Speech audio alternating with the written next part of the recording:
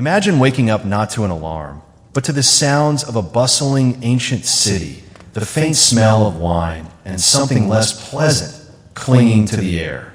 Your bed is hard straw, your privacy a tattered curtain, and your very profession is both tolerated and scorned. This wasn't the life of an emperor or a senator, but the surprisingly well-documented and often wildly misunderstood daily existence of Roman prostitutes. What if I told you that their lives were far more complex, dangerous, and even, at times, entrepreneurial than you could ever imagine? And that their story isn't just a footnote in history, but a vibrant, gritty, and deeply human part of the Roman Empire. Hey everyone, today we're peeling back the layers of marble and mythology to explore the gritty, often overlooked reality of sex work in ancient Rome. Forget the Hollywood glamour. We're going to dive deep into the daily routines, the social standing, the challenges, and even the surprising acts of resilience of these women. By the end of this video, you'll have a profound new understanding of what it truly meant to be a Roman prostitute, how they navigated a society that simultaneously used and condemned them, and how their existence shaped the very fabric of one of history's greatest empires. This isn't just about salacious details. It's about social history, economic necessity, and the raw human experience in a fascinating bygone era. If you're ready to see ancient Rome through a completely different lens, hit that like button, subscribe to the channel for more untold histories, and let's embark on this journey together. Our journey begins long before the Roman sun hits its peak, often in the cramped, windowless confines of Cella, a tiny room, barely large enough to turn around without elbowing a wall. For many of Rome's working women, this was home and office combined. Imagine a studio apartment designed by someone who despises light, air, and personal space. Your bed? Likely straw-stuffed, possibly shared with fleas, and carrying the faint, lingering odors of wine, smoke, and resignation. If you were fortunate, a small oil lamp might offer dim light. If truly lucky, it hadn't been stolen overnight. Your few meager possessions, perhaps some cheap makeup, a comb, a bronze mirror if times were good, would be shoved into a corner as if they, too, were weary of their surroundings. There was no running water, no plumbing. A bucket served as the privy, a detail best not dwelled upon. Bathing was rarely a private affair, often postponed until later, when a trip to the communal public bathhouse became a necessity. Here, the water was shared and awkward eye contact with fellow citizens, merchants, soldiers, even philosophers came free of charge. But there was little time for lingering. This tiny room, this cella, was first and foremost a place of business. Business hours were dictated by demand. Whenever someone knocked, barged in, or simply yelled through the curtain that served as a door. Privacy, as we understand it, was a foreign concept. In Rome, walls were more suggestions than barriers, and doors often mere decorations. The first order of business each day was a quick cleanup, sweeping out yesterday's dust, wine stains, and any forgotten sandals left by the night's visitors was a grim but necessary ritual. Then came the preparation for the day ahead. Face powder, rouge, and generous amounts of perfume. Enough, perhaps, to qualify as flammable. The goal wasn't to smell good in the modern sense, but to smell better than the guy in line behind you. You might practice a sultry half-smile in your bronze mirror, less because it was effective and more because the pretense offered a flicker of escape. Perhaps a past customer had once described you as charmingly awake, a compliment you still clung to, a small emotional high in a life of lows. For many in these cellars, every day began identically, cramped, rushed, and with just enough dignity to endure until lunchtime. After regaining consciousness in what could generously be called a glorified broom closet, the preparation for another day of impressing clients and surviving public judgment began. First, hygiene, or what passed for it in ancient Rome. A private bathroom was an unheard of luxury, reserved for the truly wealthy, and even their pots with ambition were a far cry from modern facilities. As a working woman in a city that worshipped pristine marble statues yet tolerated open sewers, Your best bet for cleanliness was the nearest public fountain or a more leisurely and risky visit to a bathhouse. If time was short, which it almost always was, a quick rinse at a communal fountain sufficed. A splash of water to the face, perhaps a mouth rinse with wine if you were feeling fancy, and a silent prayer that no one had used the fountain to clean chicken that morning. Soap was a luxury. A pinch of natron, a salty cleaning powder, might offer some exfoliation, albeit to your skin and self-esteem. If business had been slow and a few coins jingled in your small purse, a visit to the public baths might be a splurging luxury. These baths were the great Roman equalizer, a melting pot where merchants, soldiers, philosophers, and that guy who talks too loudly about his hemorrhoids all mingled. You'd undress, stash your belongings in a niche you probably trusted too easily, and wade into tepid water filled with floating philosophical debates and, inevitably, someone else's toenail. Inside the steam room, you'd sweat, then scrape your body clean with a strigil, a curved metal blade, enjoying a fleeting moment of being the cleanest person on your street, a title that typically lasted about 5 minutes. Post-bath, you'd dry off, apply more perfume, and perhaps wonder if deodorant had been invented yet. It hadn't. To complete the look, a dash of chalk-based face powder, a hint of rouge for cheeks and lips, and kohl smudged around the eyes. The purpose wasn't to accentuate beauty, but to mask the profound fatigue that was a constant companion. Clients weren't interested in a woman who had already dealt with 3 senators and a sailor before noon. They sought mystery, allure, and someone who didn't smell like old lentils. Once fully dressed, and, if not truly clean, then at least convincingly perfumed, it was time to confront the complex world of Roman fashion statements. While Roman society had numerous complex sartorial rules, one outfit unequivocally broadcasted a woman's profession, the female toga. Yes, the toga, that iconic flowing white garment typically associated with senators, emperors, and perhaps modern-day frat parties. But for a Roman woman, donning a toga wasn't a political gesture. It was a professional declaration. It served as a blatant visual billboard announcing, "I'm not a respectable matron, and I am available for negotiation." Proper Roman women wore the stola, a long, layered dress that subtly conveyed, "My husband controls my dowry, and I go to bed at 9. Prostitutes, by law, were forbidden from wearing the stola and, instead, were required to wear a toga, often cut short, brightly colored, and deliberately flashy. Think less Grecian goddess, more visible from across the forum. This attire was typically accessorized with inexpensive jewelry, bronze or glass beads, perhaps some loud earrings. Elegance was secondary to visibility. When competing with 20 other women within a 100-meter radius, subtlety was a luxury one simply couldn't afford. Footwear was usually simple sandals, sometimes even bare feet, depending on the location and one's budget.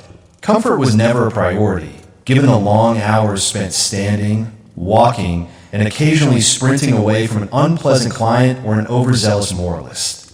Hairstyling was its own meticulous ordeal. Roman prostitutes frequently curled and dyed their hair, and often wore wigs, particularly blonde ones imported from Gaul. Blonde hair held an exotic appeal in Rome, akin to a luxury import like fine soap, but with a more lively presence. And to complete the look, the final touches of makeup.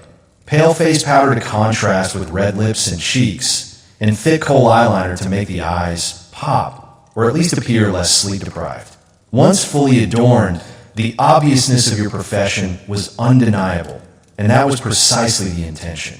In a sprawling city of 1 million inhabitants, your outfit functioned as your business card. If it conveyed boldness, scandal, and economic availability, then congratulations. You were ready for another glorious day of being judged by society while being actively funded by it. So, you're dressed, painted, perfumed, and hopefully not too hungover. Now comes the truly engaging part. Drumming up business in a city where sex was in high demand, yet society maintained a shocked pretense that it wasn't openly for sale. In ancient Rome, marketing was anything but subtle. There were no pamphlets, no websites, and certainly no branding consultants. If you wanted clients, you had to be seen, be heard, or find yourself immortalized in graffiti. Ideally, all three simultaneously. Let's delve into location strategy. If you operated from a Lupiner brothel, your office was inherently designed for maximum visibility. Brothels were strategically situated near bathhouses, bustling markets, or lively drinking establishments. In essence, anywhere that people might already be sweaty, bored, or, crucially, easily persuaded. This was the ancient equivalent of optimizing for foot traffic. Standing in the doorway, adorned in your most look-at-me outfit, you would call out to passersby. Your pitch would be a calculated blend of flattery, negotiation, and time-sensitive offers. 2. Denarii if you're quick. It might sound desperate, but rent was due, and the woman next door had just undercut your rate to 1 coin. For the freelance prostitute, success revolved entirely around roaming visibility. You might hover near temples because, ironically, nothing says divine inspiration like temptation. Or you'd frequent taverns, ready to flirt with a tipsy legionary who still had some coin and, perhaps, questionable judgment left. But perhaps the most peculiar and strangely effective form of Roman advertising was wall graffiti. The walls of Pompeii, for instance, offer an enduring testament to the ingenuity of ancient street marketing. Brothel walls were often plastered with handwritten reviews, such as Maritimus gave me the best time of my life, or Felicia. 2. Denarii, very fast service. These weren't mere acts of vandalism. They were an unfiltered, unregulated, and remarkably public version of ancient Yelp. Some women even paid individuals to inscribe their names and specialties in highly visible locations, typically near tavern entrances or on prominent columns. Others relied on their clients to do the advertising, which, as you might imagine, resulted in a spectrum of testimonials, ranging from glowing praise to confused haikus about being robbed. All of this underscored a fundamental truth. A prostitute's survival depended as much on shrewd marketing as it did on her skills. If your name, your rates, and your approximate level of enthusiasm remained unknown, someone else would inevitably capture the business. Because in ancient Rome, as much as today, the secret to success wasn't always raw talent. Sometimes it was simply superior public relations. So, you've advertised yourself. You've got the outfit, the kohl eyeliner, and just enough practiced confidence to feign a good mood. Now we arrive at the sensitive subject of pricing, the part where ancient Rome feigned a free market while subtly, or not so subtly, judging you. Let's be absolutely clear. There was no union protecting their rights. Rates were a brutal reflection of supply, demand, and whatever you could manage to secure before a client bartered you down with a stale loaf of bread. For street-level workers or those operating in the lower tier, Lupiners' prices could be shockingly low, as little as 1 or 2 asses, a small bronze coin that wouldn't even buy you a glass of wine. Some clients, astonishingly, paid less than the cost of a decent lunch. If that sounds depressing, consider that some women were forced to accept food, sandals, or even mere promises of payment. Yes, even in a city with an empire's vast wealth of coinage, IOUs were a grim reality. On the other end of the spectrum were the high-end prostitutes, often referred to as meretresses. These women operated more like luxury brands. They commanded prices in denarii, the silver coins, often multiple per client, especially if their offerings extended beyond the purely physical. Their value was enhanced by conversation, musical talent, poetic recitations, or even basic literacy. Anything that allowed a client to believe they weren't just paying for a service, but for refined taste and companionship. Some prostitutes cultivated highly specific niches, not just architectural ones, but marketing ones. Perhaps you specialized in catering to sailors, performing exotic dances, or, bizarrely, reciting poetry during the act. And don't laugh, Ovid likely drew inspiration from such practices. The more unique and specialized your brand, the less easily replaceable you became. Repeat clients might receive a discount, or they might not. It depended entirely on their promptness in payment and whether they smelled like fermented cabbage.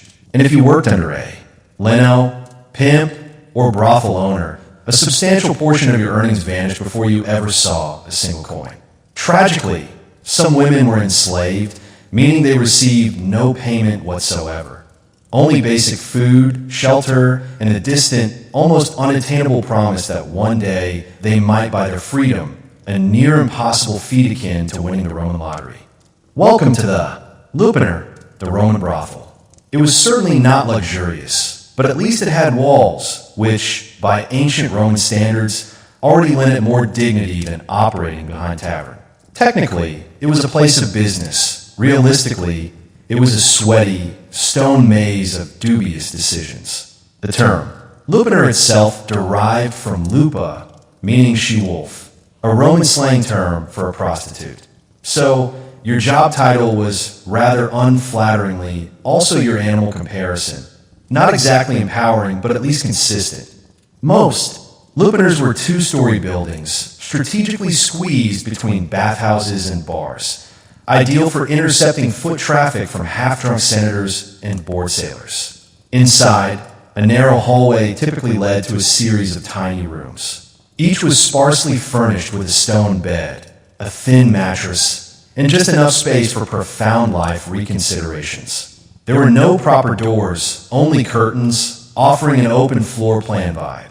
True privacy was a privilege reserved for wealthy matrons. You had damp linen and the distinct sound of someone snoring through the thin shift wall. You were, of course, never truly alone. Aprupe. Lupanar housed several working women and one delightful parasite known as the Leno, pimp or Lena, madam. Their primary duties included taking a significant cut of your earnings, perpetually promising repairs that never materialized, and occasionally yelling, "Work faster." He's important. Clients were a varied lot, from nervous teenagers to sweaty legionaries and balding senators who, of course, insisted their visit was purely philosophical. Some were in and out faster than dropped. Denarius. Others, frustratingly, tried to recite their poetry, which, frankly, was often worse than the alternative. During rare downtimes, you'd sit near the entrance, perfecting your "I'm flirty but dead inside" expression, while calling out to passersby. Marketing was a game of sheer volume. 2 coins special today. I'll pretend to listen. And yes, the walls were indeed covered in graffiti, ancient Yelp reviews lovingly etched into the plaster. Felix was here twice, or Thais gives a good time. Occasionally, someone got artistic and drew crude pictures, though anatomical proportions were rarely accurate. Confidence, however, was never in short supply. Working in Lupanar wasn't glamorous, but it offered consistency. A roof over your head, a bed, if you squinted, and a guaranteed front row seat to humanity's most eldritch parade. Not every Roman prostitute was confined to Lupanar. Some preferred, or were simply assigned to, the equally unglamorous world of taverns. If the brothel was a chaotic office cubicle, the tavern was more akin to working in an open-air startup, albeit with more vomit and significantly fewer stock options.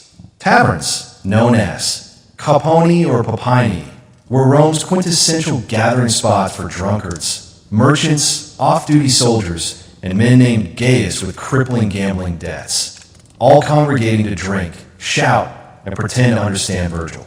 For the women working here, the unofficial motto was simple: serve the wine, sell the charm, and dodge the gropes. A typical shift involved pouring watered-down wine into suspiciously dirty cups for patrons who wouldn't notice the difference anyway.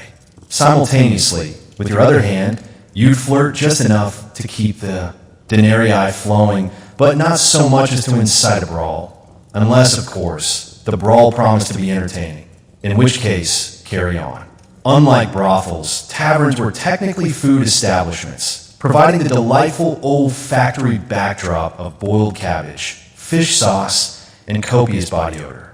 This pervasive aroma clung to your tunic and, seemingly, your soul, but it also presented an upsell opportunity. For 2 more coins, I'll pretend you don't smell of garum fish sauce. Some women worked the back rooms or upstairs areas, effectively turning the tavern into a part-time brothel with table service. Others maintained a more casual approach, offering companionship, lap-sitting, and overtly suggestive compliments like, "Your toga looks clean," which in Rome was high praise indeed. Payment was almost always immediate. Credit was a concept that simply didn't exist. If a client attempted to delay payment, you had several immediate options: yell, threaten, or summon the bouncer, typically a retired gladiator with one eye and a notoriously short temper. The upside of tavern work was higher foot traffic and, occasionally, better tips. The downside? You were simultaneously a waitress, a therapist, and a hostage negotiator, and nobody tipped for emotional labor. And of course, there was the ceaseless soundtrack: shouting, dice clacking, lyre players attempting to serenade women, and an inevitable argument over who actually invented democracy. Tavern duty was unpredictable, exhausting, and reeked of despair, but crucially, it paid the bills, sometimes if the customers didn't vomit on your sandals first. For the entrepreneurial spirit who lacked brothel affiliation and possessed an abundance of confidence, there was always the street. Freelance prostitution in Rome was a delicate tightrope walk between being an independent contractor and praying, "Please don't arrest me." The Roman streets teemed with both opportunity and sewage. Prostitutes who worked outdoors were known as prostibuli, and they roamed the alleys, bathhouse entrances, marketplaces, and even, on occasion, temple steps, because nothing says divine intervention like offering a discount outside Shrine to Venus. Daylight hours offered good foot traffic, but were inherently riskier. You had to skillfully navigate gaping citizens, nosy magistrates, and indignant matrons who believed your very existence was undermining their husband's self-control. Spoiler, it wasn't. You dressed conspicuously to stand out. Think short tunics, flashy jewelry, perhaps a wig crafted from imported German hair. It was less about understated elegance and more about being visible from across the Circus Maximus. The primary objective was to catch a client's eye before his wife caught him. Approaching a potential customer involved a nuanced dance of flirtation, precise timing, and carefully avoiding being mistaken for someone's runaway slave. You'd offer a smile, compliment his sandals, and casually mention your rate before the local. Vigiles, street guards, decided your entrepreneurialism constituted public disorder. Some clients were polite, others aggressively cheap, and a confusing few simply wanted directions to the bathhouse. You quickly learned to distinguish them, mostly by the level of eye contact and the jingle of their coins. Competition was cutthroat. You weren't just contending with fellow prostibuli. You were up against free lovers, drunken party girls, and even retired gladiators with a side hustle. Everyone, it seemed, was trying to make a denarius. There were no benefits, no security, just your charm, your wits, and the crucial ability to walk very fast in sandals. Some carried small knives for protection or relied on the support of nearby tavern bouncers. Others simply offered a silent prayer that tonight's customers wouldn't turn out to be philosophers burdened with commitment issues. Still, for all its inherent chaos, the street offered distinct advantages. You set your own hours, kept your own profits, and were free from Leno constantly breathing down your neck. Sure, the job came with the occasional drunk goat or philosophical heckler, but at least you were your own boss. A rare luxury in a city where bosses were seldom the good guys. If you thought the life of a Roman prostitute was already fraught with challenges, allow us to introduce your least favorite client, the Roman tax collector. Yes, the Roman Empire, brilliant engineers, conquerors of the Mediterranean, champions of the toga, also ingeniously invented a dedicated tax on prostitutes. It was known as the vectigul ex scapturi, and it ensured that even your most awkward encounters contributed directly to Rome's public infrastructure. Congratulations, your nightly services just funded another aqueduct. This wasn't merely unofficial pocket skimming, either. This was a state-sanctioned system, meticulously managed by professional collectors called publicani, men who somehow managed to be both boring and utterly terrifying. They maintained detailed records, demanded cash payment, and likely silently critiqued your perfume choices while scribbling on their wax tablets. To operate legally, prostitutes were mandated to register with the aediles, the Roman equivalent of city inspector, often with a penchant for paperwork and an air of moral superiority. Upon registration, your name was officially entered into a public list of sex workers. Imagine joining a trade union, except there were no benefits, and instead of a membership card, you received a branding quite literally. Yes, some sex workers, particularly enslaved women, were branded or tattooed with marks like Lupa or their owner's name. If you're wondering how this made clients feel, don't worry, the branding wasn't for them. Its purpose was to prevent you from ever pretending to be respectable later in life. The tax rate itself varied based on location, class, and whether your clientele consisted of sad senators or discount gladiators. But it consistently stung. You paid per act or per week, depending on the region. And there were no deductions for emotional labor, uncomfortable silences, or existential dread. Refusing to pay could lead to fines, arrest, or being permanently barred from working. Although enforcement could be spotty, especially if you paid under the table or possessed a particular talent for flirting with it. Aedile, for a profession already swimming in stigma, this tax added profound insult to grievous injury.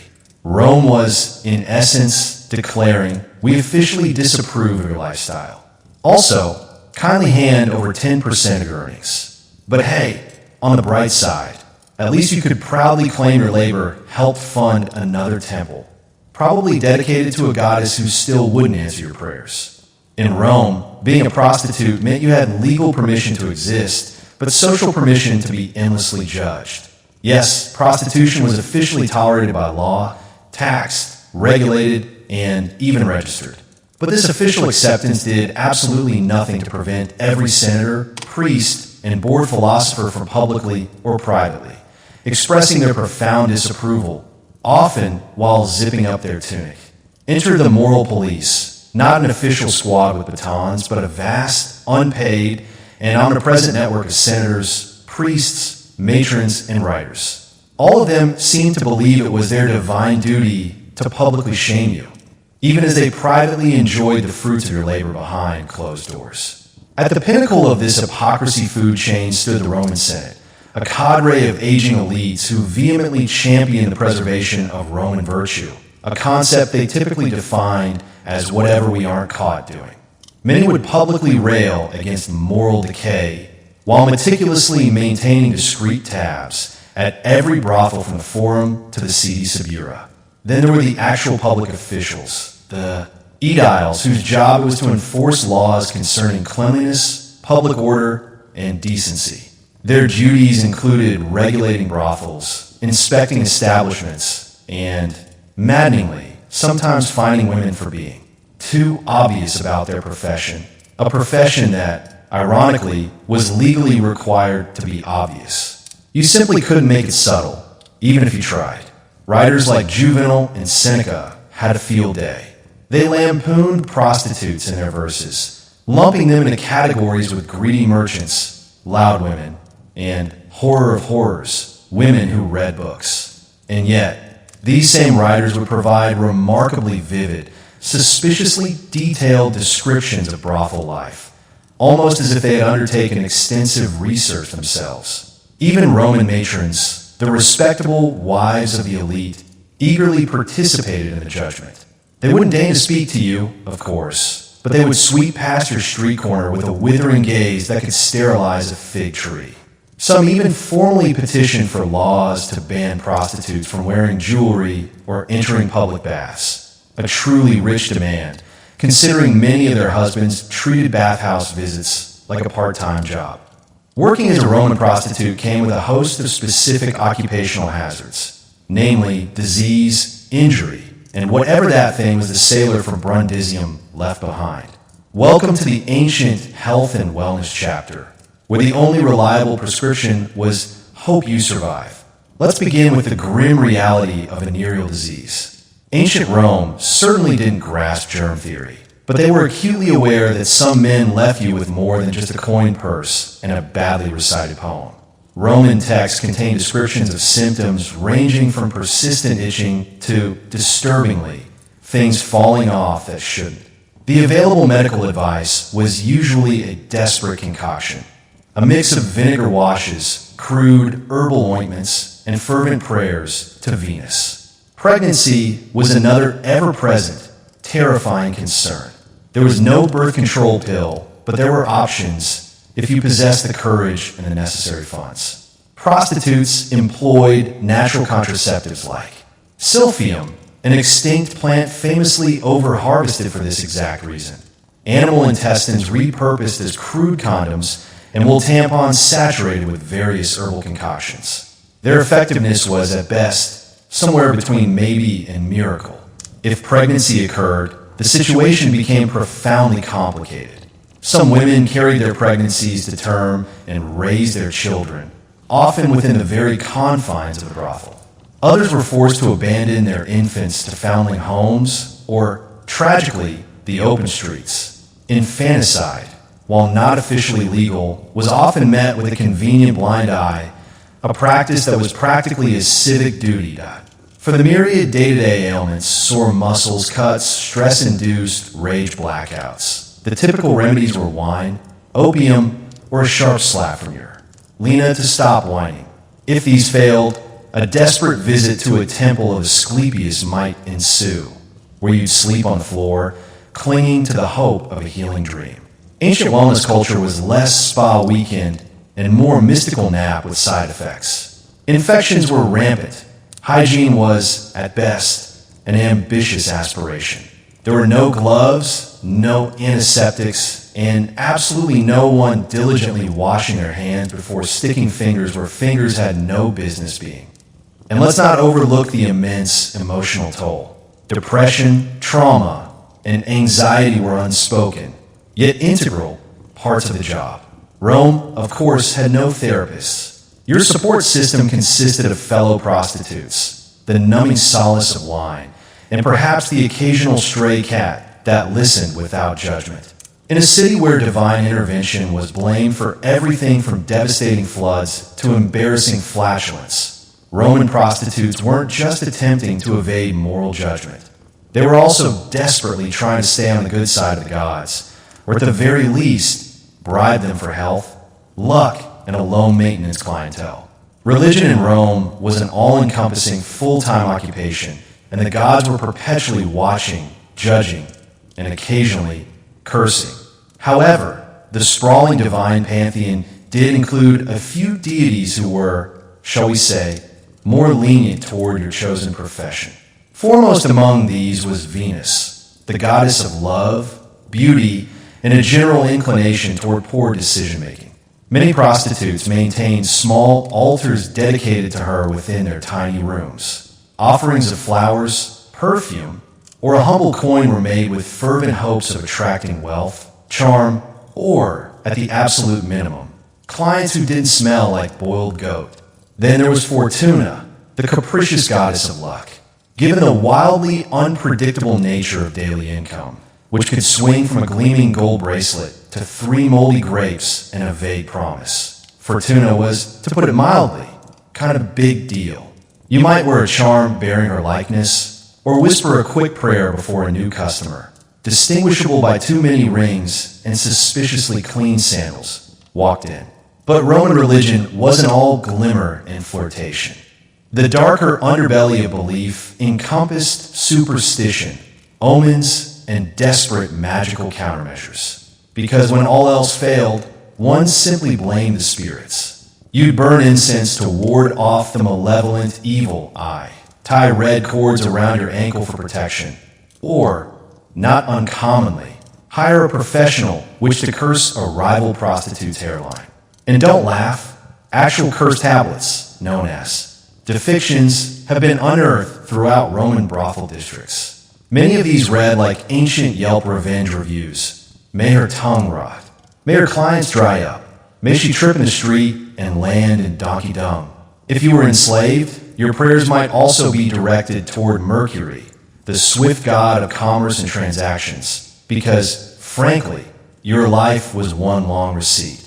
And if you were fortunate enough to painstakingly save enough for your freedom, Libertas, the goddess of liberty, would receive a special private altar and a slightly more expensive candle. All this spiritual effort transcended mere tradition. It was survival with a defiant flair. When Rome offered judgment, disease, and rude senators, the gods, in a strange way, functioned as your HR department, mostly useless, occasionally helpful, but perpetually accepting offerings. Love, within the Roman world of prostitution, was a labyrinthine and often perilous concept. At its most benign, it was a pleasant delusion, and at its most brutal, a financial liability in a tunic. Clients would frequently fall in love, or at least claim to, usually after 3 cups of watered-down wine and a dramatic monologue about their mother. Some were genuinely sincere, many were merely drunk, and a significant portion were simply attempting to secure a discount. "But baby, I'm different," they declare, clutching your hand with the intensity of a tragic poet. And you, in turn, would nod politely, your mind simultaneously calculating precisely how much they still owed you.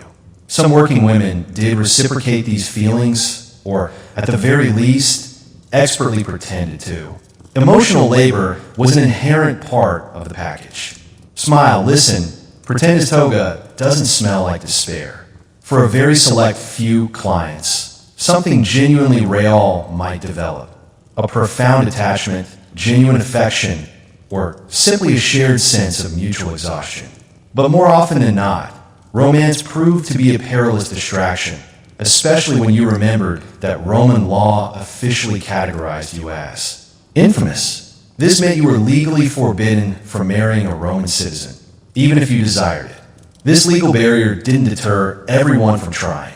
Tales abound of prostitutes who fell deeply in love with their regulars, who were promised freedom, marriage, and even a house with a garden, only to find themselves brutally abandoned the moment another woman with better eyeliner walked by. Conversely, there were also clients who genuinely adored their favorite companions, showering them with lavish gifts, heartfelt poems, and occasionally the ultimate act of manumission, the legal freeing of a slave. While these beautiful stories certainly existed, they were tragically the exception, not the rule. Among fellow prostitutes, however, real bonds were far more common and likely. You worked side by side, endured the same daily insults, and yes, often shared the same lice. Some of these friendships blossomed into profound sisterhoods, offering a crucial support network in a brutal world. Others evolved into quiet, hidden romantic partnerships, conducted beneath the watchful eye of a Roman patriarchy that largely believed women were incapable of falling in love with anyone who didn't possess a formidable sword collection. And of course, there were the necessary lies you told yourself. That one day you would quit, that your best client would genuinely whisk you away to a better life. That if you could just save a little more, you'd open a perfume shop in Ostia and never look back. Perhaps none of it was true, but in Rome, everyone harbored a fantasy. Yours just happened to come with better lighting and lower expectations. In the Roman world of sex work, youth and beauty were the primary currencies, and time was the relentless exchange rate. So, what happened when a youthful blush faded, clients stopped lingering, and your joints began to pop louder than your cheap earrings? Simply put, you aged out, but you didn't just vanish. Some women, through meticulous saving or the miraculous fortune of a client with both wealth and integrity, managed to purchase their freedom if they were enslaved and start anew. The truly fortunate ones managed to open their own taverns or bathhouses, then renting out rooms to the next wave of desperate optimists. Others transitioned into becoming madams, or Linus, the brothel equivalent of upper management. This role involved less direct action and significantly more shouting. As Lena, youth or beauty were no longer prerequisites. Instead, you needed to be sharp-witted, intimidating, and utterly fluent in threats involving sandals and overdue debts. Clients feared you. Workers feigned respect. The Edile sighed audibly upon seeing you approach. Other retired sex workers found new paths, often leaning into fortune-telling. After all, when you've heard every confession and witnessed every human mistake walk through your door, Predicting doom became a rather easy second nature. A few became unofficial therapists, wise women or herbalists, offering advice laced with sarcasm and occasionally slightly incorrect medical suggestions. But for many, the harsh reality was simply to keep working, because Rome was rarely in the habit of offering pensions to women who had spent 2 decades in toga. Older prostitutes still found clients. They simply adjusted their marketing strategy. Less blushing flower, more experienced, discreet, and tolerates poetry. Physical appearance remained important, but reputation grew in significance. A woman renowned for her engaging conversation, her kindness, or her mind-blowing astrology readings could remain in demand long past her physical prime. However, for those with no savings, no protective patrons, and no lucky breaks, the options were stark and often cruel. You resorted to begging, cleaning temples, or toiled until your hands withered like shriveled olives. Rome, in its cold practicality, cared little about how you grew old, only that you did so quietly. But here is the profound truth, a truth rarely carved into marble. For countless Roman prostitutes, survival itself was the ultimate achievement. And if you reached old age with your wit miraculously intact and at least one functional sandal, you were, in every sense, already a legend. When people conjure images of ancient Rome, they typically envision majestic marble statues, grand, resounding speeches, and emperors with questionably complex family trees. What they rarely picture is the woman leaning in a brothel doorway, subtly adjusting her wig, and mentally calculating precisely how many coins she needs to avoid starvation next week. Roman prostitutes weren't just operating in the shadows. They have, for centuries, been intentionally kept there by a carefully curated history, edited out of the noble narrative so that school children might learn about aqueducts without asking uncomfortable questions. Yet they were ubiquitous, leaving their undeniable mark everywhere. In vibrant graffiti, meticulous legal records, cutting satire, passionate poems, intimate love letters, ominous curse tablets, and even actual financial receipts. They were a fundamental fixture of daily Roman life, even as society collectively treated them like morally contagious wallpaper. What history frequently misrepresents is the assumption that these women were either utterly powerless victims or morally bankrupt seductresses. In profound reality, many were remarkably savvy, incredibly adaptable, and, dare we say, arguably better at the brutal game of business than half the Roman Senate. They possessed an innate understanding of how to read a client, how to negotiate terms, how to skillfully avoid danger, and how to tirelessly hustle a living in a city that cheered its gladiators while shunning anyone who simply wore the wrong shoes. And crucially, they were not a monolithic group. Some were brutally enslaved, others were legally free. Some catered exclusively to the immensely wealthy, while others served anyone with 2 coins and bad breath.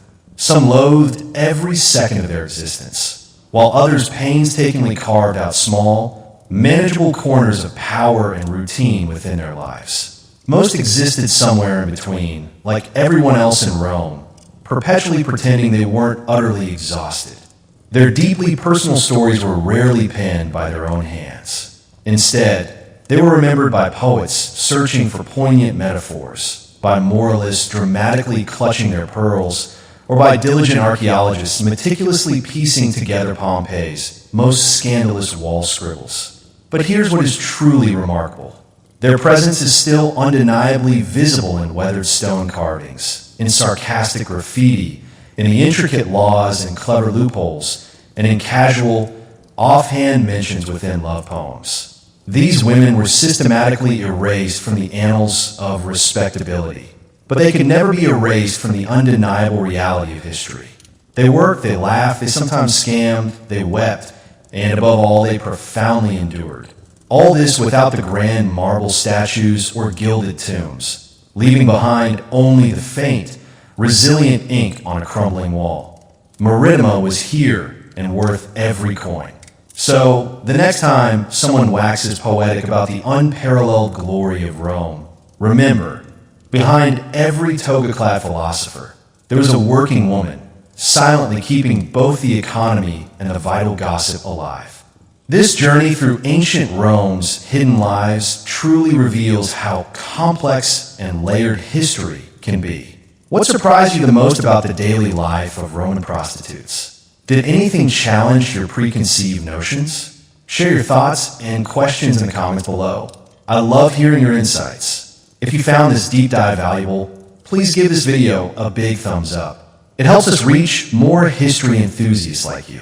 And don't forget to subscribe to your channel name and hit that notification bell so you don't miss our next exploration into the fascinating untold stories of the past. The lives of Roman prostitutes, though often marginalized in historical accounts, were a vital, complex, and human element of one of the world's greatest civilizations.